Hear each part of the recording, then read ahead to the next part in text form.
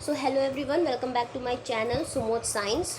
और जैसे कि हमारी सीरीज़ चल रही है क्लास 6, 7 और 8 एनसीईआरटी के सभी चैप्टर्स को एक्सप्लेन करने की और उनकी एक्सरसाइजेस के साथ, तो मैं आपको आपकी जानकारी के लिए स्टार्टिंग में बता रही हूँ, बाकी फटाफट से भी शुरू कर दूँगी कि क्लास 6 का मैंने 1 to 7 चैप्टर पूरा कंप्लीट करा के इसमें अपलोड कर दिया। एक्सरसाइज 7 की नहीं हुई, वो मैं जल्दी अपलोड करने वाली हूँ। 7th क्लास का ये चैप्टर 3 चल रहा है, जिसको आज एक्सप्लेन करके फिर इसकी एक्सरसाइज हो जाएगी। और 8th क्लास में मैंने फर्स्ट चैप्टर आपका अपलोड करा दिया है। ये सारी चैप्टर्स आप जैसे जैसे क्लासेस में हैं उसको एक्सेस करने के लिए, सारे के लिए आपको क्या करना है, मेरे चैनल को प्लीज़ सब्सक्राइब कर लीजिए। ये आपके लिए भी प्रॉफिटेबल है, आपको एक साथ सारी वीडियो मिल जाएंगी और मेरे लिए सपोर्ट होगा ताकि मैं अच्छी अच्छी वीडियो और आपके सामने अपलोड करती रहूँ। ठीक है, तो आपको सपोर्ट के लिए मेरे चैनल को सब्सक्राइब करना है और वीडियो पसंद आए तो लाइक करना है। बाकी आप कमेंट भी कर सकते हो, अगर आपके कोई भी सजेशंस हो, आपको कोई और चैप्टर पढ़ना हो, मैं वो भी पहले अपलोड कर दूँगी। ठीक है, लेकिन आपको सजेशंस मुझे चाहिए होंगे। ओके, तो बिना किसी देरी के शुरू करते हैं। आपका चैप्टर 7 साइंस में जो एनसीईआरटी क्लास 7 में जो चैप्टर 3 है उसका नाम है हीट। सबसे पहले आपका टॉपिक आता है जिसमें वो बोलता है हॉट एंड कोल्ड। आपकी नज़र में हॉट और कोल्ड आप सब जानते हैं, जैसे कि आप डे टू डे लाइफ में हम सब इस नाम से बहुत ही ज़्यादा क्या है, फ्रेंडली हैं।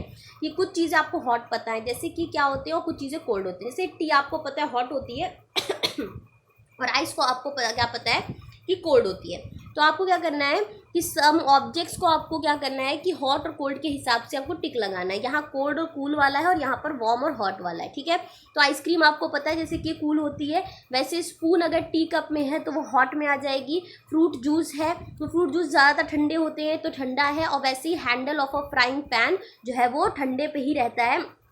जो हैंडल है अब वो डिपेंड करता है, मेटल का है तो गर्म में, और अगर वो प्लास्टिक का है तो किस में आएगा, हॉट कूल में आएगा। ठीक है, तो ये सब चीज़ें हो गई। तो ये इतनी इंपॉर्टेंट नहीं है। नेक्स्ट बात करते हैं, आप हॉट और कोल्ड समझ गए।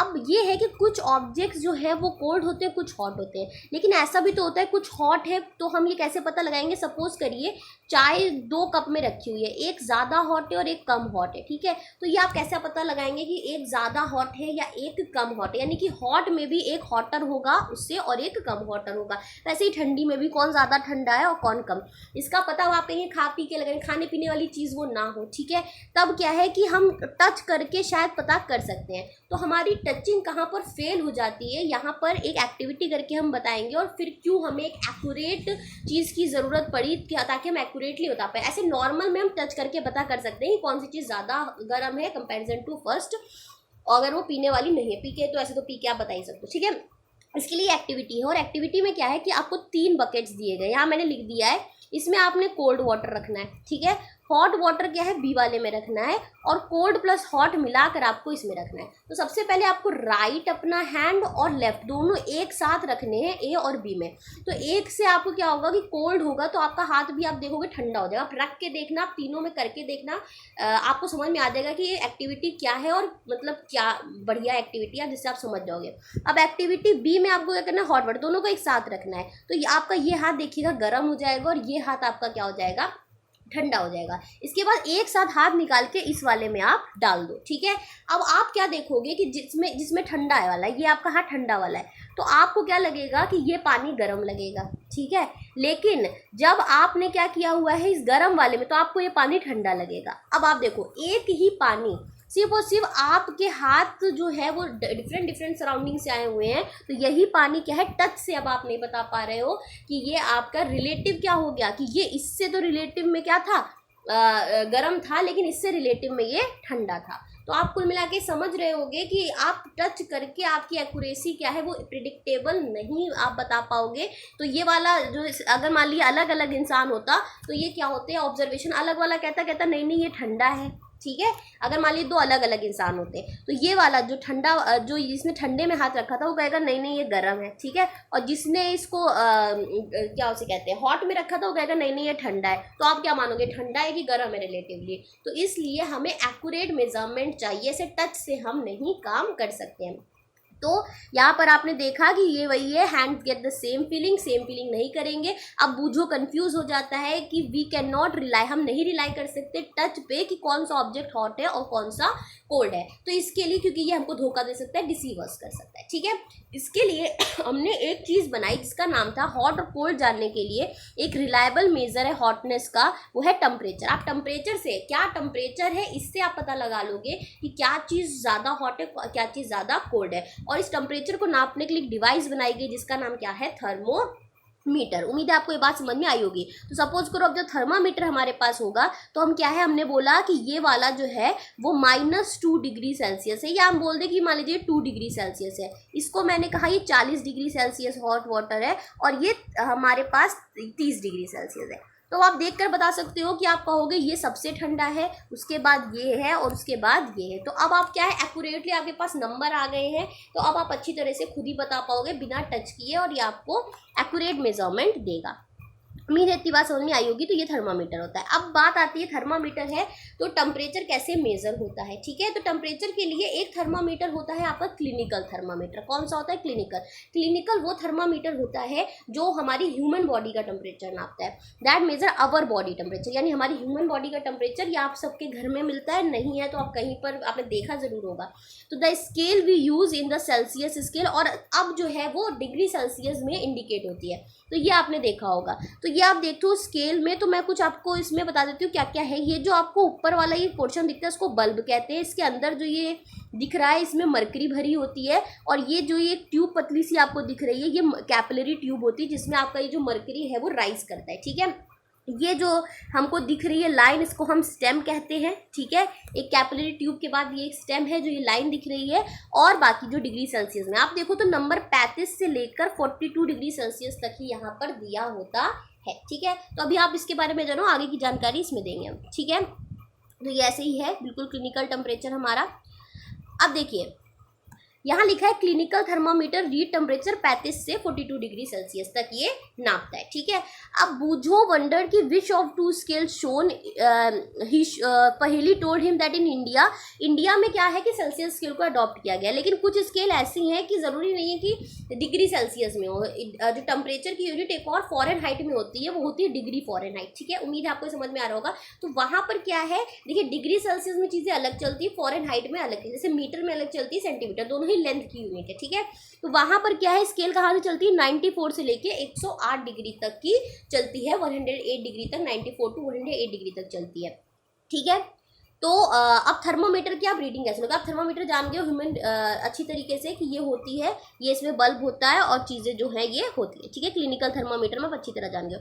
अब आप रीडिंग कैसे लोगे, तो रीडिंग करने के लिए आपको सबसे पहले क्या जानना है कि एक डिवीज़न की कितनी अच्छी वो है। सपोज करो कि आपने मुँह में ये लगाया, ठीक है, जस्ट 1 मिनट यहाँ पर आप देखो, ठीक है। मैं इसको थोड़ा सा रब कर देती हूँ ताकि आपको अच्छी तरह से दिखे कि मैं ये क्या बताना चाह रही हूँ, ठीक। अब देखिए यहाँ पर आप देखो तो आप 35 डिग्री के बाद 36 आ रहा है, यानी कि पूरा ये जो बड़े बड़े वाले डिवीज़न हैं उसमें क्या है कि आपका पूरा 1 डिग्री सेल्सियस बढ़ता है, ठीक है, एक पूरे में। अब इस जो 35 और 36 के बीच में आपको कह रहे हैं 35 और 36 के बीच में डिवीज़न कितने, अगर आप गिन पा रहे हो तो आप गिनोगे तो आप देखो 1 2 3 4, ये वाला 5 है, फिर 6 7 8 9 और 10 पे ये है। यानी आप बात करो तो 35 से 36 के बीच में टोटल कितने डिवीज़न दिए छोटे छोटे करके, तो वो टोटल 10 डिवीज़न दिए, ठीक है। इसके बीच में आपको डिवीज़न देखने पड़ेंगे, तब आप देखिए। अब ये है कि 35 पे एग्जैक्ट रुका जो आपका पारा है जब आप रखते हो, या 36 पे रुका तब तो ठीक है, लेकिन इनके बीच में रुका तो आप रीडिंग कैसे लोगे। तो उस रीडिंग के लिए आपको हर एक डिवीज़न की वैल्यू पता होनी चाहिए। तो ये आपको क्या है, हर एक छोटे छोटे डिवीज़न की वैल्यू देगा। तो टोटल कितने हुए, 35 से 36 के बीच में जो छोटे छोटे डिवीज़न है वो 10 है, ठीक है।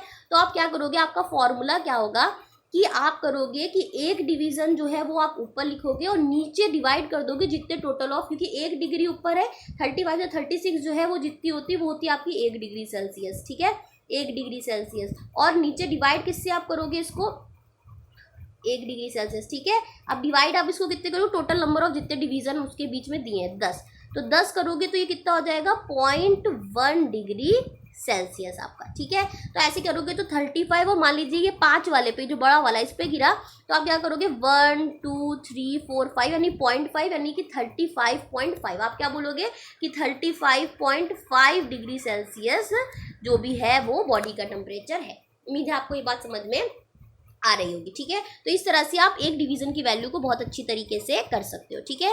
दोबारा मैं बता रही हूँ 35 से 36 के बीच में आप देखोगे कि एक ही डिग्री सेल्सियस बढ़ा, 35 से 36 हुआ, तो वो आपको ऊपर लिखना है डिवीजन, एक डिवीजन की वैल्यू निकालने के लिए जो छोटे छोटे वाले हैं। और उसके बाद टोटल 35 से 36 के बीच में जितने डिवीजन है उसको आपको यहाँ लिखना है, नीचे लिखना है। और जब डिवाइड करोगे तो ये 0.1 डिग्री सेल्सियस आ रहा है, यानी एक डिवीजन की वैल्यू। यानी 35 के आगे जो भी नंबर और छोटे छोटे वाले हैं उनको ऐड करोगे कि 1 पे आया, 2 पे आया, 3 पे आया, 4 पे आया, 5 पे आया, 5 पे आया तो 0.5, 2 पे आया तो 0.2, देन 35.2 हो जाएगा। इस तरह से आप अपनी रीडिंग को लिख पाओगे, यही बात यहाँ बताई गई है, ठीक है। अब देखिए ये भी आपको बता दिया फ़ॉरेनहाइट में भी होता है। इसके अलावा आपको कुछ प्रिकॉशन ध्यान रखने हैं जब आप क्लिनिकल थर्मोमीटर को यूज़ कर रहे हैं। आपको क्या रखना है कि जब भी उसको यूज़ करें तो आप क्या करें, उसको अच्छी तरीके से वॉश करने के बाद ही उसको रखें। आपको इंश्योर क्या करना है, मर्करी लेवल हमेशा 35 से नीचे होना चाहिए, ठीक है। 35 डिग्री सेल्सियस से नीचे होने का मतलब है, क्योंकि ये पूरा 35 डिग्री सेल्सियस तक, तो इससे नीचे आपकी क्या होनी चाहिए, थर्मोमीटर का पारा होना चाहिए, ठीक है। दूसरा क्या है कि थर्मामीटर की रीडिंग हमेशा आप सही लाइन ऑफ साइट पे करेंगे। लाइन ऑफ साइट का मतलब क्या है कि आप देखिए ये लड़की बिल्कुल इस जगह पर ही देख रही है रीडिंग को, तो बिल्कुल इसी जगह पर रखकर आप देखोगे कि गड़बड़ ना हो, कि साइट आपने क्या की हुई, गड़बड़ की हुई है, ठीक है। नेक्स्ट क्या करना है, हैंडल द थर्मामीटर केयर से। अगर ये गलती से कहीं और हार्ड ऑब्जेक्ट पे लग जाता है तो क्या होगा कि ये ब्रेक कर सकता है। और बल्ब की तरफ कभी भी रीडिंग नहीं लेंगे, बल्ब को पकड़कर। बल्ब मतलब कि यहाँ पर पकड़कर हाथ में रीडिंग आप कभी भी नहीं लोगे, यहाँ पर जो यह है इस पे पकड़ के नहीं, आप यहाँ से पकड़ोगे हमेशा, ठीक है, अपना जो है, ताकि आपको सही टेम्परेचर मिले बॉडी का। नेक्स्ट बात क्या करनी है, हमें थर्मामीटर को वॉश करना है एंटीसेप्टिक सोल्यूशन से, उसको फर्मली करना है, कुछ जर्क देंगे ताकि वो नीचे डाउन हो जाए 35 डिग्री सेल्सियस से। आप घर पे करके बहुत अच्छी तरह देखते होंगे। Now place the bulb of the thermometer under your tongue. और आपको क्या करना होता है, टेम्परेचर लेने के लिए अपने टंग के नीचे रखना होता है। 1 मिनट के बाद आप थर्मामीटर बाहर निकालोगे और आपको क्या है, रीडिंग मिल जाएगी। रीडिंग लेना आपको बता देगा कैसे, यही आपकी बॉडी का टेम्परेचर होता है, ठीक है। तो ये आपको अच्छी तरीके से ध्यान रखना है, इस तरह से आपकी बॉडी का टेम्परेचर आपको मिल जाएगा, ठीक है। नॉर्मल टेम्परेचर कोई पूछे ह्यूमन बॉडी का डिग्री सेल्सियस में कितना होता है, तो 37 डिग्री सेल्सियस होता है, ठीक है। उम्मीद है आपको ये बात समझ में आ रही होगी।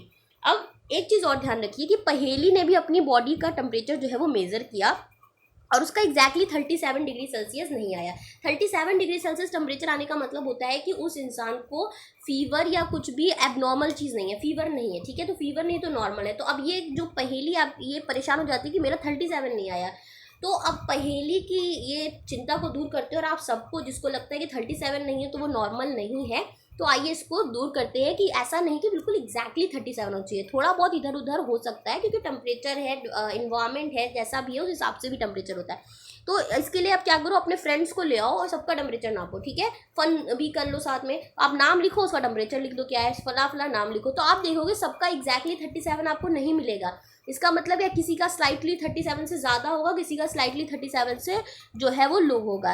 एक्चुअली नॉर्मल टेम्परेचर का मतलब है ऑन एन एवरेज ज़्यादातर लोगों का 37 है, इसलिए 37 है। बाकी अगर किसी का 38 भी हो जाता है तो बहुत बड़ी बात नहीं है, 36 भी हो जाता है तो भी बहुत बड़ी बात नहीं है, ठीक है। बहुत बड़ी बात नहीं है, मैं बार बार कह रही हूँ, ठीक है। नेक्स्ट बात कर लेते हैं कि जो क्लिनिकल थर्मोमीटर है वो इस हिसाब से डिज़ाइन किया है कि ह्यूमन बॉडी के लिए ही डिज़ाइन किया गया है। इसे बहुत ध्यान रखिए कि क्लिनिकल जो थर्मोमीटर है वो इसीलिए डिज़ाइन किया गया है। नॉर्मल टेम्परेचर जो इंसान का है वो 35 से कम नहीं होना चाहिए और 42 से अबव नहीं हो सकता, इससे ज़्यादा, इसीलिए इसको 35 से लेकर 42 डिग्री सेल्सियस तक के ही हिसाब से बनाया गया है, ये आप ध्यान रखेंगे, ठीक है। एक ह्यूमन बॉडी का 35 से कम नहीं हो सकता बॉडी टेम्परेचर और 42 से ज़्यादा नहीं हो सकता। अब बूझो को क्या आया, एक नॉटी आइडिया है, जैसे आप लोगों को आता ही है, शरारती एक आइडिया आया। वो क्या सोचता है कि अगर ये टेम्परेचर बॉडी का ना सकता है तो आप चलो हॉट मिल्क कितना हॉट है उसको नाप लेते हैं क्लिनिकल थर्मोमीटर से, तो पहेली उसको मना कर देती है ऐसा करने से। कॉशन में आपको क्या ध्यान रखना है, कॉशन का मतलब ये जो सतर्क रहना है आपको कि क्लिनिकल थर्मोमीटर को आप ऐसा किसी भी हॉट ऑब्जेक्ट के लिए ह्यूमन बॉडी के अलावा यूज़ नहीं करेंगे, आपका थर्मोमीटर खराब हो जाएगा और घर पर मार भी पड़ेगी, सो अलग, ठीक है। तो आपको ऐसा नहीं करना है, ये बात आप ध्यान रखिए। उसके लिए अदर ऑब्जेक्ट्स के लिए आता है लेबोरेटरी थर्मोमीटर, जो स्पेशली डिज़ाइन होता है ह्यूमन बॉडी को नहीं, टेम्परेचर को करने के लिए, अदर चीज़ों को करने के लिए, ठीक है। For this purpose there are other thermometers. उसी में से एक थर्मोमीटर की हम बात करें, और भी बहुत सारे होते हैं लेकिन हम अभी बात कर रहे हैं लेबोरेटरी थर्मोमीटर की, ठीक है। तो कुछ इस तरह देखिए, इसमें फोटो बहुत अच्छी नहीं आ पाई, आप अपनी बुक पे चेक करिएगा तो आपको ज़्यादा साफ दिखेगी, ठीक है। तो मैं आपको दिखाने के लिए मैंने दिखा दिया है कि ऐसा आपकी बुक में बना हुआ है, ठीक है। अब केयरफुली जब आप देखोगे तो आप इसका हाईएस्ट टेम्परेचर और लोवेस्ट टेम्परेचर आप देखो तो आपको दिखेगा -10 डिग्री सेल्सियस। का मतलब है कि यहाँ पर आपको एक जीरो दिख रहा है, ठीक है। यहाँ मैं दिखा दे रही हूँ, यहाँ पर जीरो है, यहाँ -1 दिखा है। -1 का मतलब ये -10 डिग्री सेल्सियस है। फिर यहाँ जीरो नहीं लिखा है इन्होंने, फिर यहाँ पर 1 दिखेगा यानी कि ये +10 डिग्री सेल्सियस है। फिर ऐसे ही 2 लिखा है यानी कि वो 20 डिग्री सेल्सियस है। करते करते यहाँ पर 100 लिखा हुआ है और 110, यानी कि ये कहाँ से नाप सकता है, -10 degree Celsius to 110 degree Celsius, यहाँ तक ये किसी भी ऑब्जेक्ट के टेम्परेचर को नाप सकता है। Also you did in the case of clinical thermometer. अब आपने स्मॉल डिवीजन की निकाली थी तो यहाँ भी सेम करोगे आप कि मान लीजिए 10 डिग्री सेल्सियस से लेके आपसे 20 डिग्री सेल्सियस के बीच में आपके पास क्या है, ये 1 डिग्री सेल्सियस बढ़ता है और वैल्यू इसके बीच में अगर 10 डिवीज़न है तो फर्दर आप 10 डिवीज़न करोगे तो आपको क्या मिलेगा, पूरा 0.1 डिग्री सेल्सियस, यानी कि जितने डिवीजन्स इसके बाद 10 के बाद आएंगे उसको उससे मल्टीप्लाई कर दोगे 0.1 से, तो आपको 10 पॉइंट जो भी है, मान लीजिए 6 पे आया तो 10.6 डिग्री सेल्सियस आपका क्या हो जाएगा, आंसर हो जाएगा, ठीक है। उम्मीद है इतनी बात आपको समझ में आएगी। नेक्स्ट चीज़ की अगर बात की जाए तो एक्टिविटी आपको दी गई है नेक्स्ट चीज़ की, तो आइए देख लेते हैं। अब आप देखिए इससे ऑब्जेक्ट से आप थर्मोमीटर से करते कैसे हैं। अब आपको पानी का टेम्परेचर नापना है तो एक कोई नॉर्मल पानी ले लिया एक बीकर के अंदर और उसके बाद इस थर्मोमीटर को रख दिया है, ठीक है। थर्मोमीटर को आप रखोगे तो आप देखोगे कि कुछ टेम्परेचर ही राइज होगा। सपोज करो यहाँ पर कोई टेम्परेचर आया और मैं कह लेती हूँ कि 30 डिग्री सेल्सियस पे ही आके रुक गया है, ठीक है। तो 30 डिग्री सेल्सियस आपने नोट कर लिया, तो यही टेम्परेचर क्या है, इस पानी का टेम्परेचर है नॉर्मल रूम टेम्परेचर पर। हम कहेंगे कि इस पानी का टेम्परेचर कितना है, रूम टेम्परेचर पर 30 डिग्री सेल्सियस है, ठीक है। एक एग्जाम्पल के लिए बता रहे हैं, तो यहाँ पर 30 डिग्री सेल्सियस हो गया, ठीक। अब यहाँ पर भी आपको प्रिकॉशन लेना है जब आप लेबोरेटरी थर्मोमीटर को जैसे यूज़ करो, जैसे क्लिनिकल के लिए आया है, तो आपको हमेशा जब भी रीडिंग लेनी है तो आप टिल्ट नहीं करोगे, इसको स्ट्रेट रखोगे। देखिए इसने बिल्कुल स्ट्रेट रखा है और ना ही बॉटम से टच करना चाहिए। बॉटम से होगा तो क्या होगा कि सराउंडिंग में जो नीचे वाला टेम्परेचर है उसको भी शायद ये कैप्चर कर ले, इसलिए इसको थोड़ा ऊपर रखना है, थोड़ी देर खड़े रखना और रीडिंग को खड़े खड़े ले लेना है, ठीक है। टच सरफेस को नहीं कंटेन करनी चाहिए, शुड नॉट, ठीक है। अब बूझो को फिर से लगा कि अगर क्लिनिकल थर्मोमीटर जो है वो तो आप नहीं यूज़ कर सकते हो हाई टेम्परेचर को नापने के लिए, पर ये तो -10 डिग्री सेल्सियस से लेके कहाँ तक नहीं नाप सकता है, ये तो पूरा 110 डिग्री सेल्सियस तक नाप सकता है, ठीक है। तो ये सोचता है तो ये ह्यूमन बॉडी का भी नाप सकता है ना। ये आपके लिए भी सोचने वाला आप सोच रहे होगे, तो ये सोचता है कि तो इसको यूज़ कर सकते हैं ह्यूमन बॉडी के लिए, दो के लिए क्या ज़रूरत है। तो यहाँ पर भी एक बात है जो आपको ध्यान रखनी है कि क्यों नहीं यूज़ कर सकते हम इसको क्लिनिकल थर्मोमीटर के लिए, यानी कि ह्यूमन बॉडी का टेम्परेचर नापने के लिए। तो आप इसके लिए क्या करो कि जैसे ही मैं आपको यहाँ दिखा दे रही हूँ, यहाँ जब आप ये नापते हो, ठीक है, नापने के बाद आप क्या करोगे, जैसे ही इसको हटाओगे आप अपने क्या उससे कहते हैं, यहाँ से जैसे ही आप हटा दोगे, थर्मोमीटर निकाल लोगे, तो आप देखोगे तुरंत ही रीडिंग क्या करेगी, नीचे आने लगेगी। और आपने क्या पढ़ रखा है, आपने पढ़ रखा है कि जब आपको चाहिए होता है तो 2 मिनट के बाद जब आप निकालते हो तो आपको उसी पर पारा वही मिलता है जो टेम्परेचर होता है, और तुरंत अगर जाने लगेगा तो आप एग्जैक्टली अपना जो टेम्परेचर है कैसे नाप पाओगे। तो अब ऐसा क्या चीज़ इसमें लगी होती है जो तब तक के लिए, और उल्टा आप जब तक कि उसको झटकते नहीं तब तक वो मेंटेन रहती है बहुत देर तक की वही टेम्परेचर जो आपने नापा है अपनी बॉडी का, अगर आप उसको वॉश करके हटाते नहीं हो, ठीक है। लेकिन ये तुरंत ही नीचे चलने लगती है जो आपकी लेबोरेटरी थर्मामीटर है, जैसे ही आप हटाओगे यहाँ से ये तुरंत नीचे चलने लगेगी, ठीक है। तो do you notice that as soon as you take the thermometer out of water the level of mercury तुरंत ही फॉल करने लगेगी। इसका मतलब क्या है, temperature must be read well the thermometer is in water, इसलिए आपको पानी के अंदर ही थर्मामीटर को क्या करना पड़ेगा, टेम्परेचर को पानी के देखना पड़ेगा। अब आप रिकॉल करो जब आप अपना टेम्परेचर नाप रहे थे तो आपको थर्मोमीटर को बाहर ही निकालना था अपने माउथ से रीडिंग के लिए, तो can you then use a laboratory. तो अब आप खुद बताओगे कि आप लेबोरेटरी थर्मोमीटर यूज कर सकते हो, क्योंकि वो तो तुरंत ही रट डाउन होने लगेगा, आपको तो थोड़ी देर चाहिए ना अपना टेम्परेचर देखने के लिए। इसलिए यहाँ पर आप लेबोरेटरी थर्मामीटर यूज़ नहीं कर सकते, आप सिर्फ और सिर्फ कौन सा क्लिनिकल थर्मामीटर। अब क्लिनिकल थर्मामीटर में ऐसा क्या लगा रहता है, तो ये आप ध्यान रखिए कि यहाँ पर एक किंक लगा रहता है नियर द बल्ब, वो दिखा देते हैं, इसको किंक बोलते हैं। ये देखिए, ये जो ये आपको दिख रहा है इसको किंक कहते हैं। ये जो लगा होता है ये मरकरी का पारा नीचे नहीं जाने देता, और इसकी वजह से क्या होता है कि आपको जो है टेम्परेचर एग्जैक्टली वही मिलता है निकालने के बाद मुँह से, ठीक है। तो एक किंक की प्रेजेंस होती है, ध्यान रखिएगा अगर कोई क्वेश्चन पूछे तो किंक। अब इसके बाद है, आजकल आपके घरों में डिजिटल होगा, अब आपके घरों में ये नहीं है, तो there is a lot of concern क्यों हुआ over the use of mercury in the thermometer. Mercury क्या है, टॉक्सिक यानी जहरीला सब्सटेंस है, और डिस्पोज करना भी इसको बहुत ज़्यादा डिफिकल्ट है। जब ये ब्रेक हो जाता है ना तो ये बिल्कुल फैलने लगता है तुरंत ही, ठीक है। दीज डेज इसीलिए क्या है कि अब इतनी टॉक्सिसिटी हटाने के लिए डिजिटल थर्मामीटर्स अवेलेबल हैं जिनमें मरकरी का इस्तेमाल नहीं होता है, ठीक है। नेक्स्ट बात करेंगे transfer of heat. Heat chapter का नाम है, हीट कैसे ट्रांसफर होती है। अब आपने ऑब्जर्व किया होगा एक फ्राइंग पैन को जब आप क्या रखते हो, हॉट हो जाता है जब आप फ्लेम पे रखते हो। इस दौरान क्या होता है कि हीट पास हो रही होती है फ्लेम से यूटेंसिल पे, यानी ये आपकी फ्लेम है और आपका ये रहा पैन, ठीक है। तो ये पैन गर्म होता है जब आप फ्लेम पे रखते हो, तो यहाँ से हीट कहाँ पहुँच रही है, इस पे पैन पे पहुँच रही है। वैसे ही आप जब पैन को उठाकर वापस कहाँ रख दो, सराउंडिंग में रख दो, किसी ऐसी काउंटर वाउंटर पे रख दो, तब क्या होता है कि ये कूल डाउन हो जाता है। इस दौरान क्या होता है कि हीट ट्रांसफर हो रही थी, ये आपकी सराउंडिंग है, सराउंडिंग मतलब जो भी स्पेस है, ठीक है। तो पैन से कहाँ ट्रांसफर हो रही होती है, सराउंडिंग में, ठीक है। दोनों बातों में खास बात क्या है कि आप देख रहे हो हीट कहाँ फ्लो कर रही है, हॉटर से कोल्डर ऑब्जेक्ट। हमेशा ध्यान रखना हीट सभी केसेस में हॉटर ऑब्जेक्ट से कोल्डर ऑब्जेक्ट। हॉट ऑब्जेक्ट क्या था, यहाँ फ्लेम पैन से ज़्यादा हॉट था, इसलिए हॉट से कोल्डर बॉडी, पैन कोल्डर था। वैसे ही जब पैन जो था वो हॉट था और सराउंडिंग ठंडी थी, तो पैन से कहाँ पहुँच रहा था, सराउंडिंग। तो जब भी होगा तो क्या होगा, हीट जो है फ्लो करेगी। ध्यान रखिएगा जब भी टेम्परेचर डिफरेंस होगा तो जो हॉट बॉडी है वहाँ से हीट फ्लो करते हुए कोल्डर बॉडी में पहुँच जाती है।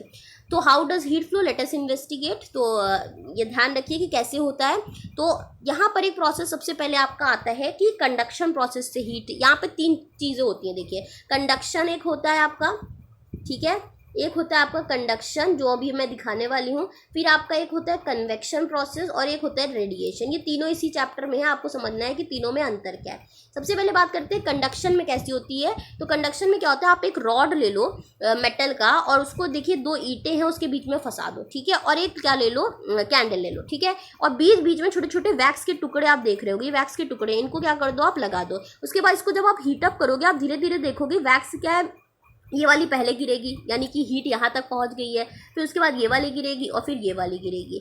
ऐसी प्रोसेस जहाँ आप हीट एक साइड से कर रहे हो और उसके बाद हीट क्या होती, यहाँ पहुँची, एक एंड से दूसरे एंड पहुँच रही है, और आप थोड़ी देर बाद देखोगे ये पूरा गर्म हो जाएगा। इस प्रोसेस को हम कंडक्शन प्रोसेस कहते हैं, जहाँ एक एंड से दूसरे एंड हीट पहुँचती है, उसे क्या कहते हैं, कंडक्शन प्रोसेस कहते हैं। आप ये बात ध्यान रखना। होता है कि ज़्यादातर सॉलिड्स में होता है कि मॉलिक्यूल्स बहुत पास पास होते हैं, एक मॉलिक्यूल हीटअप होता है वो आगे ट्रांसफर करता है, फिर दूसरा मॉलिक्यूल हीट होकर वो इस तीसरे को, और धीरे हीट क्या है थ्रू आउट प्रोसेस में लास्ट तक पहुंचती है, ठीक है। तो the process by which heat is transfer from hotter end to the colder end of the object, इसको कंडक्शन कहते हैं। ये जनरली सॉलिड में होता है और इस प्रोसेस को हम कंडक्शन कहते हैं, ठीक है। नेक्स्ट आपको एक चीज़ दी गई है जिसमें क्या है कि आप क्या करोगे, एक्टिविटी है, बीकर के अंदर क्या रखोगे, आपने ये प्लास्टिक रख ली, जो भी चीज़ आपको मिल जाए, चम्मच रख ली, लकड़ी की पेंसिल रख ली, या आपका कंपास हो गया, ठीक है। ये सब चीज़ें रखने के बाद आप क्या करो, इसको बीकर को गैस पर या फ्लेम पर चढ़ा दो। आपको क्या देखना है, कौन कौन सी चीज़ें हीटअप हुई हैं, ठीक है। तो आपने क्या स्टील स्पून देखा, तो ये किसकी बनी है आपको यहाँ लिखना है, और वो हीट हुई, हॉट हुई कि नहीं हुई। जैसे कि इन्होंने लिखा है कि इन्होंने स्टील स्पून रखी थी तो वो मेटल की बनी होती है और वो हॉट हुई कि नहीं। वैसे आपने पेंसिल रखी, वो लकड़ी की बनी है, वो हॉट हुई कि नहीं हुई। तो आपका आंसर यहाँ नो ही होगा, ठीक है। ऐसे करके चीज़ें आप यहाँ पे लिख लो। अब आप देखोगे कि कुछ मटेरियल ऐसे हैं जिनमें हीट पास हुई और वो ईजिली गर्म हो गए, इनमें हीट जो है तुरंत चली गई, उन्हें हम कंडक्टर्स कहते हैं। जैसे कि एल्युमिनियम, आयरन, कॉपर एग्जाम्पल है कंडक्टर्स के। वो जो हीट पास करते हैं उन्हें क्या कहते हैं, कंडक्टर कहते हैं।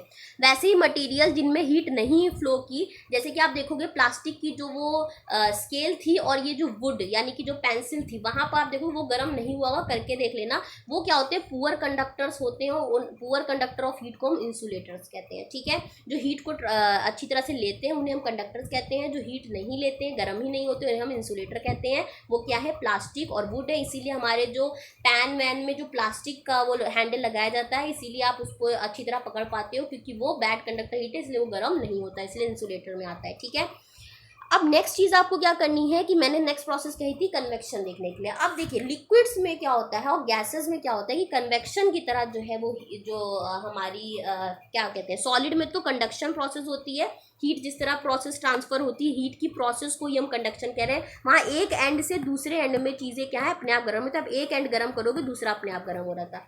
कन्वेक्शन में लिक्विड में क्या होता है कि यहाँ मॉलिक्यूल्स बहुत बिखरे बिखरे होते हैं और गैस में तो और मॉलिक्यूल्स बिखरे होते हैं। तो यहाँ क्या होता है, कन्वेक्शन कैसा होता है कि आप क्या करो कि एक फ्लास्क लो, उसमें पानी भर लो और उसमें आपको क्या रखना है, एक चीज़ है जो मैं अभी आपको बताती हूँ, यहाँ पर है।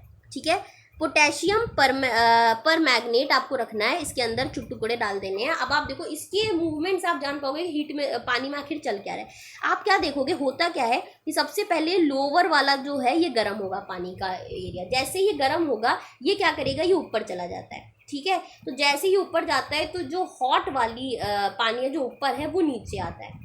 ठीक है, ये आप कैसे देखोगे, ये आप जो ये आपके कॉपर पर मैग्नेट है ये भी क्या करेंगे, इसी तरह प्रोसेस वाला ऐसा घूमेंगे, इससे आपको पता चलता है कि ये एक ऊपर जा रहा है फिर एक नीचे आ रहा है। तो इस तरीके से क्या होता है, ये तब तक प्रोसेस चलती रहती है जब तक कि क्या होता है पूरा पानी गर्म ना हो जाए। तो नीचे वाला पहले गर्म होगा तो जो फ्लेम के पास है वो लेयर पहले गर्म होती है, और जैसे ही गर्म होती है ये हॉट एयर क्या करती है वो ऊपर जाती है, और ऊपर जाने की वजह से जो बाकी वाला पानी है वो नीचे आता है। तो ये प्रोसेस हमारी क्या कहलाती है, कन्वेक्शन कहलाती है। ठीक है, जहाँ ऊपर नीचे सब आना जाना चलता रहता है इसको कन्वेक्शन कहते हैं, पर वहाँ पर ऐसा कंडक्शन में नहीं था, एक एंड को आप गर्म कर रहे हो दूसरे एंड तक खुद पहुंच रहा है, पार्टिकल नहीं रोटेट कर रहा है। यहाँ पार्टिकल रोटेट करता है, एक वाला हीट ले लेता है वो ऊपर चला जाता है, बाकी वाले फिर नीचे आते हैं, और सारे जो है वो मॉलिक्यूल्स क्या करते हैं पानी को जो हीट है वो लेते हैं, और यूनिफॉर्म जब तक नहीं होता तब तक, और जैसे हो जाता है पूरा पानी खोलने लगता है। ठीक है, ये कन्वेक्शन प्रोसेस होती है। तो when water is heated the water near the flame सबसे पहले गर्म होता है, हॉट वाटर क्या करता है ऊपर जाता है, कोल्ड वाटर नीचे आता है सोर्स ऑफ हीट को। This water also gets hot and rises and water from the sides moves down. This process continue till the whole water gets heated. इसे हम क्या कहते हैं, ट्रांसफर, ऐसे हीट ऑफ ट्रांसफर को हम कन्वेक्शन कहते हैं। ठीक है, अब बात आती है कि how does the heat travel in air. अब एयर में कैसे चलती है, ये पानी में हो गया, एयर में भी क्या होता है, जैसे मैंने कहा गैस में भी आपके यही प्रोसेस चलती है। तो आपने क्या देखा होगा, आप स्मोक देखो, हमेशा वो स्मोक ऊपर जाती है। अब स्मोक होती क्या है, अब देखिए अब आपने कुछ जलाया तो यहाँ की जो नीचे जो हवा जो नीचे है ना, हवा तो पूरे भर में है, जो नीचे वाली हवा है वो गर्म होती है, वो गर्म होती है तो वो ऊपर चली जाती है, वो ऊपर जाती है तो जो लाइटर एयर है वो आती है, और इस तरह से क्या होता है कि ये प्रोसेस चलती रहती है ऊपर नीचे ऊपर नीचे। इस प्रोसेस को क्या कहते हैं, कन्वेक्शन वाली process. The air from the sides comes to it, ये ऊपर जाती है और जितने भी आसपास के हैं वो क्या करते हैं यहाँ पहुँच जाते हैं इसकी जगह को लेने, और फिर जब ये भी गर्म हो जाते हैं तो ये ऊपर चले जाते हैं, फिर आसपास की एयर आ जाती है। ठीक है, ये प्रोसेस क्या कहलाती है, और स्मोक इसीलिए ऊपर जाता हुआ आपको दिखाई देता है। ठीक है, तो ये हमारी क्या है, कन्वेक्शन प्रोसेस है। नेक्स्ट चीज़ फटाफट से देख लेते हैं कि अगर आप जब कैंडल जलाते हैं तो आप क्या कर देखते हो कि आप कैंडल में क्या करो कि एक हाथ ऊपर रखो एक हाथ नीचे रखो, कन्वेक्शन की ये भी प्रोसेस है।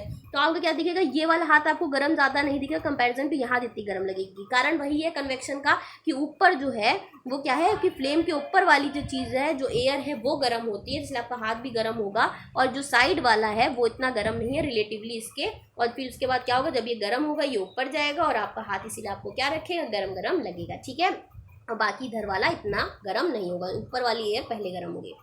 सो ये प्रोसेस कन्वेक्शन की है। Therefore the hand above the flame feels hot on the sides, however there is no convection and air does not feel as hot as the top. ठीक है, नेक्स्ट बात आती है कि इसी कन्वेक्शन प्रोसेस को लेकर कोस्टल एरियाज में बहुत इंटरेस्टिंग फिनोमेना होता है जिसका नाम रखा है लैंड ब्रीज और सी ब्रीज। ठीक है, अब ये क्या होते हैं इसको अच्छी तरह से आप देख लीजिए कि क्या होता है फिनोमेना। ठीक, सी ब्रीज की बात करें तो अब यहाँ मैं आपको अच्छी तरह समझा देती हूँ डे टाइम में क्या होता है। ठीक है, डे टाइम में क्या होता है आप एक अच्छी तरह से याद रखिएगा, वाटर जो होता है उसके अंदर कैपेसिटी होती है, आप हायर क्लासेस में पढ़ेंगे लेकिन मैं आपको यही बता देती हूँ। ठीक है, वाटर के अंदर कैपेसिटी क्या होती है, ये बहुत जल्दी जो है वो गर्म भी नहीं होता और बहुत जल्दी ये ठंडा भी नहीं होता। ठीक है, ये इसकी बहुत अच्छी एक क्वालिटी है, आप लोग इसको हायर क्लासेस में anomalous effect of the water में पढ़ेंगे, बट अभी मैं आपको सिर्फ इतना बता दे रही हूँ कि आप बस इतना जानो कि वाटर के अंदर ये एक प्रॉपर्टी होती है, ना ये बहुत ज़्यादा जल्दी ठंडा होता है ना बहुत ज़्यादा गर्म।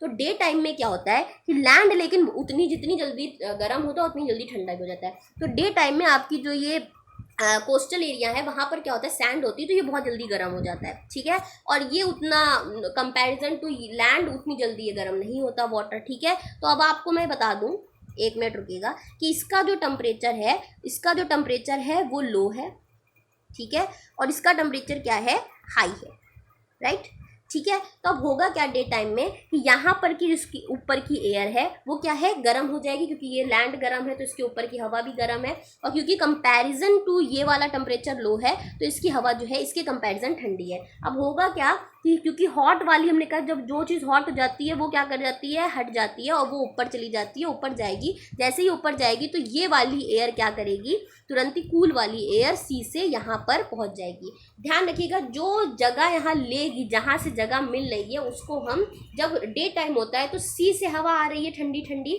तो ब्रीज का मतलब ठंडा ठंडा हवा, तो कूल ये वाली कूल है तो ये कूल एयर यहाँ आ जाती है, तो ये क्या होता है हमारा सी ब्रीज कहलाता है, और हॉट यहाँ से चली जाती है। तो कोस्टल एरिया में ध्यान रखिएगा, यहाँ ना बहुत ज़्यादा सर्दी पड़ती है ना बहुत गर्मी, तो गर्म जब डे टाइम होता है तो ठंडी हवा कहाँ से आ जाती है, वो जितनी भी ऊपर वाली गर्म हवा है ये कहाँ पहुँच जाती है, इस तरफ पहुँच जाती है, और जो सी के ऊपर वाली ठंडी हवाएं हैं वो जगह ले लेती हैं हॉट वाली की, और इस तरह से ये प्रोसेस ऐसे चलती रहती है, और दिन टाइम में कूल हवा इस तरह मिलती रहती है, ठीक है। इसे हम सी ब्रीज कहते हैं।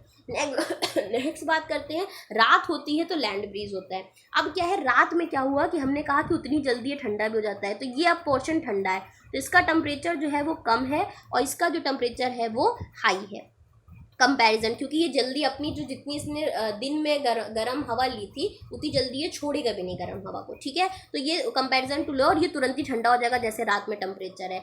अब क्या होगा कि इसके ऊपर की हवा जो है रिलेटिवली क्या है, गरम है, और इसकी हवा क्या है, कूल है, ठीक है, इसकी हवा कूल है। तो अब क्या होगा, यहाँ से फिर से जो है वो गरम हवाएं यहाँ जाएंगी, और क्या होगा, जो कूल हवा है वो क्या करेगी, यहाँ से पहुंचेगी। तो अब देखिए यहाँ पर क्या हुआ कि अब गर्म हवा यहाँ पर पहुंची और कूल हवा यहाँ, तो रात में क्या है कि ठंडी बहुत पड़नी चाहिए पर ठंडी नहीं पड़ेगी, क्योंकि रात में गर्म हवाएं यहाँ पहुंच जाएंगी, और ऐसा नहीं गर्मी पड़ेगी बहुत नॉर्मल, क्योंकि सी से कितना रिलेटिवली दिन वाला तो टेम्परेचर इसने नहीं रखा होगा, बट कंपैरिजन टू यहाँ कम होगा, तो ये अभी हॉट एयर यहाँ जाएगी और कूल, ये देखिए हॉट इधर जाएगी और कूल वाली यहाँ से यहाँ पहुँच जाएगी, ठीक है। इसको आप दोबारा रिपीट कर करके देखोगे तो आपको ज़्यादा अच्छी तरह समझ में आएगा। हाँ, ये थोड़ा कॉन्सेप्ट एक बार में समझ में आने वाला नहीं है, बट मैंने कोशिश की इसको आसान भाषा में आप तक पहुँचाने के लिए। अब क्या है, लैंड से हवा यहाँ तक जा रही है, इधर से शिफ्ट होके जाती है, तो ये हमारी लैंड ब्रीज कहलाती है। रात में लैंड ब्रीज होता है, दिन में सी ब्रीज होता है, यही प्रोसेस लैंड ब्रीज और सी ब्रीज की है।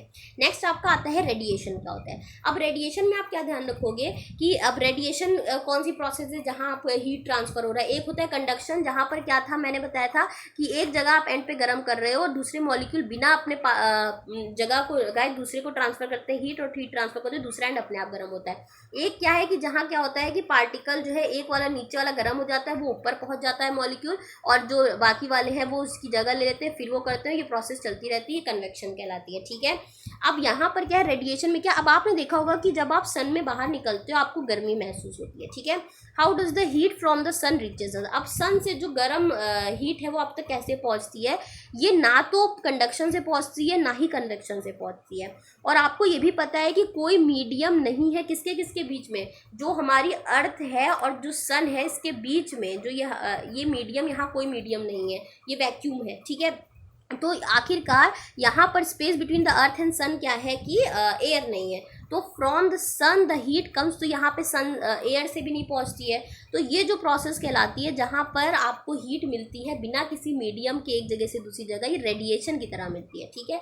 वह ऐसी चीज़ जो मीडियम की रिक्वायरमेंट नहीं है। The transfer of heat bye radiation, यानी कि जो हीट ट्रांसफर हो रही है रेडिएशन से, उसको किसी भी मीडियम की रिक्वायरमेंट नहीं है। ये it can take place whether a medium is present और नॉट। तो आपको सबसे पहला तो एग्जाम्पल रेडिएशन इसीलिए बोला जाता है कि आपको क्या है कि इसकी वजह से जो भी हीट आ रही है वो बिना किसी मीडियम के ही ट्रांसफर होती है रेडिएशन की तरह, ठीक है।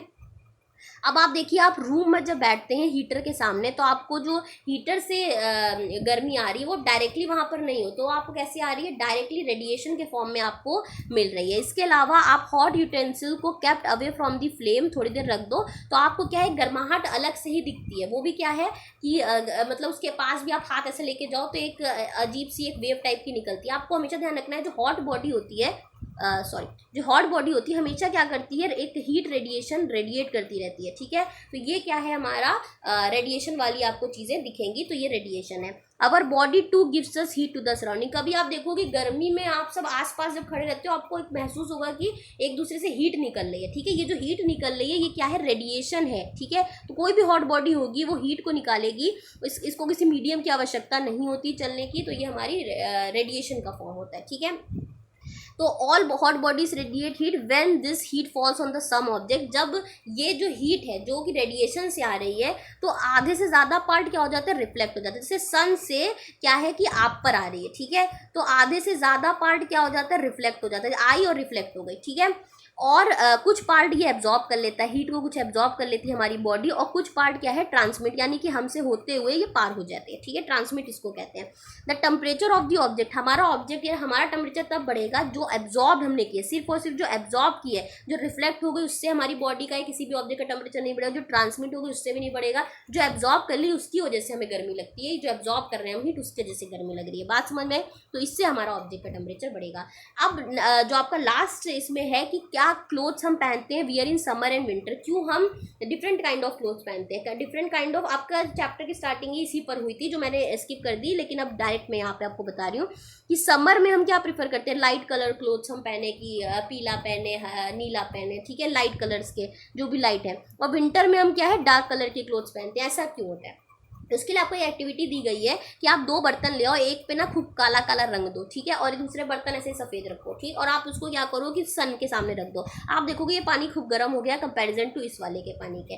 अब इससे आपको क्या पता चला, इससे आपको ये पता चला कि जो डार्क सरफेस है, क्योंकि इसके पास क्या थी, डार्क सरफेस थी, ठीक है, डार्क सरफेस मोर हीट को क्या करती है, एब्जॉर्ब करती है, ये तुरंत हीट को एब्जॉर्ब कर लेती है। देयरफॉर इसीलिए क्या करते हैं, वी फील कंफर्टेबल। ज़्यादा हीट को एब्जॉर्ब करती है, और ठंड में हमें क्या चाहिए कि कोई ऐसी चीज़ हो जो क्या करे कि हीट को एब्जॉर्ब रखे, यानी हम गर्म रहें। तो गर्म रहे तो आप डार्क कपड़े पहनोगे तो वो क्या करेगी, तुरंत हीट जो भी सन से आएगी उसको एब्जॉर्ब कर लेगी, और एब्जॉर्ब कर लेगी तो मामला क्या रखेगी, गर्म रखेगी, ठीक है। इसलिए हम डार्क कलर के क्लोथ्स पहनते हैं विंटर में। और गर्मी में हमें गर्मी चाहिए तो हमें चाहिए हीट जो है वो जितनी हो सके जो आ रही है वो एब्जॉर्ब ना करे, ठीक है, सन से। तो लाइट कलर के क्लोथ्स क्या करते हैं, वो क्या करते हैं, रिफ्लेक्ट करते हैं। क्योंकि ये गर्म क्यों नहीं हुआ, ये गर्म इसलिए नहीं हुआ क्योंकि ये ज़्यादा से ज़्यादा जो भी लाइट आती है सन से उसको क्या करता है, रिफ्लेक्ट कर देता है ज़्यादा से ज़्यादा, ठीक है। तो ये क्या करता है, रिफ्लेक्ट कर देता है, इसीलिए हम लाइट कलर के क्लोथ्स पहनते हैं। तो जो भी आपको फील होता है वो लाइट कलर के कुछ ज़्यादा, तो हम ज़्यादा कंफर्टेबल है कि समर में आप इसे लाइट कपड़े पहनो, ठीक है, बहुत ही ज़्यादा लॉजिकल है। उसके बाद आता है कि आखिरकार वुलन क्लोथ्स हम क्यों पहनते हैं विंटर में। तो वुलन क्लोथ्स हम विंटर में इसलिए पहनते हैं क्योंकि वूल क्या है, आपसे क्वेश्चन पूछे कि पुअर कंडक्टर है हीट का, ठीक है। वुलन क्लोथ्स आप यहाँ पर डार्क क्लोथ्स और लाइट क्लोथ्स का कॉन्सेप्ट था, ठीक है, ये अलग कॉन्सेप्ट है। अब नेक्स्ट जो आता है वो वुलन क्लोथ्स का कॉन्सेप्ट है कि हम वुलन क्लोथ्स यानी ऊनी कपड़े जो है वो क्यों पहनते हैं जो हमें विंटर में वो वार्म करता है, ठीक है। क्योंकि वूल जो है वो पुअर कंडक्टर ऑफ हीट है, यानी वूल जो आपका है वो अलाउ नहीं करता है आपको क्या कि हीट जो है वो ट्रांसफ़र हो पाए। या आपका मान लीजिए ऊन है, ठीक है, तो जो हीट आ रही है सराउंडिंग में, ठीक है, तो अब सराउंडिंग में ठंडा है, ठीक है, तो ये ठंडा है और आपकी बॉडी गर्म है, ठीक। यहाँ पर क्या है, हम पता है हॉट बॉडी से कोल्ड बॉडी में ट्रांसफर होता है। अब ये वूल जो है जब ये बैड कंडक्टर है तो आपकी बॉडी तो वहाँ देख रही, लेकिन ये बैड कंडक्टर है तो ये डिफरेंस को पता नहीं होने देगा, और आपकी बॉडी से जब तक हीट नहीं जाएगी आपको जाड़ा नहीं लगेगा। लेकिन अगर बॉडी से जो हीट है वो चली गई तो आपको जाड़ा तुरंत ही लगना शुरू हो जाएगा। इसलिए ये बीच में एक हम क्या रखते हैं, ऊनी कपड़ा जब पहन लेते हैं तो उतनी देर उस पार्ट से तो कोई हीट ट्रांसफ़र नहीं हो पाती है, ठीक है। तो वूल तो सबसे पहले पुअर कंडक्टर है हीट का। फिर मोर ओवर ये क्या करता है, जो इसके फाइबर है, ऊन में क्या आप देखते होगे ऐसे छोटे छोटे छोटे ऊन में तो आप देखोगे फाइबर्स जो है, फाइबर्स भी क्या करते हैं, एयर को ट्रैप्ड कर लेते हैं, ठीक है। ट्रैप का मतलब होता है इसको पकड़ लेते हैं, ठीक है, वूल फाइबर्स में। तो एयर भी क्या है अंदर नहीं जा पाती, हवा भी अंदर नहीं जा पाती है, और इसको वहीं पर अपने ही फाइबर्स में ट्रैप कर लेता है। तो एयर भी नहीं जाती कोल्ड सराउंडिंग से, इसीलिए हमको क्या लगता है, जाड़े में बिल्कुल गर्म गर्म लगता है, ठीक है। उम्मीद है आपको ये बातें समझ समझ में आई होंगी। मैंने पूरी कोशिश की है कि आपको क्या किया जाए, अच्छी तरीके से जल्दी से ये चैप्टर बढ़िया से समझ में आ जाए। अगर आपको मेरी वीडियो से कुछ भी वैल्यू मिली हो, बढ़िया लगा हो आपको, तो मेरे चैनल को लाइक करें, सब्सक्राइब करें और अपने फ्रेंड्स के साथ प्लीज़ शेयर करें। और अगर आपको कोई भी टॉपिक है जो समझ में नहीं आया, मैं इसकी अलग से वीडियो भी बना दूंगी, लेकिन इसके लिए आपको मुझे सजेस्ट करना पड़ेगा। और मैं आराम से, हो सकता है आपको सैंड ब्रिज लैंड ब्रिज ना समझ में आए, तो आपको क्या करना है कि जाके दोबारा रिपीट कर करके इसको देखो, आपको समझ में आएगा। और बहुत अच्छा कॉन्सेप्ट है ये पूरा हीट चैप्टर, आपको समझ में आ गया। हायर क्लासेस में आपके लिए बहुत आसानी होगी, क्योंकि मैं जानती हूँ हायर क्लासेस में ये बहुत आसानी से आपको समझ में आएगा, आप खुद आंसर दे रहे होगे। और बस तब तक के लिए थैंक यू और पढ़ते रहिए। So thank you so much for watching it.